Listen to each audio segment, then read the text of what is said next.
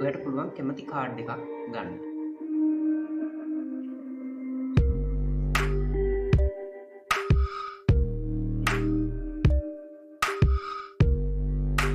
දෙන්නේ කාඩ් එක. මම මේ කාඩ් පැක් එක මැදින් දානවා මේ විදිහට. කාඩ් පැක් එක මම මැදින් දානවා. දැන් මම දන්නේ නැහැ ඔයා ගත්ත කාඩ් එක කාඩ් පැක් එකේ කොතනද තියෙන්නේ කියලා. හැබැයි අපි මේ කාඩ් එක කොහොම හරි හොයන්න යන්නේ. අපි බලමු හොයාගන්න පුළුවන් වේද කියලා. මම එක කාඩ් එකක් මේ පැත්ත හරවනවා. මෙතන තියෙන්නේ රුපිත K කාඩ් එක. හැබැයි මම ස්නැප් එකක් දුන්නාම මොකද වෙලා තියෙන්නේ? සම්පූර්ණ කාඩ් පැක් එකම අනිත් පැත්තට.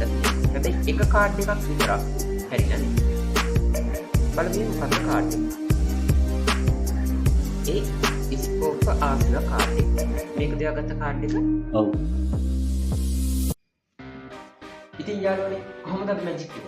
මැජික් එක හොඳයි කියලා හිතනවා නම් ලයික් කරන්න, කමෙන්ට් කරන්න. ඒ වගේම අපි දාන වීඩියෝ ඔයාලා ගාවට ගෙන්න ගන්න අපේ channel එක subscribe කරන්න, කමෙන්ට් කරන්න එපා.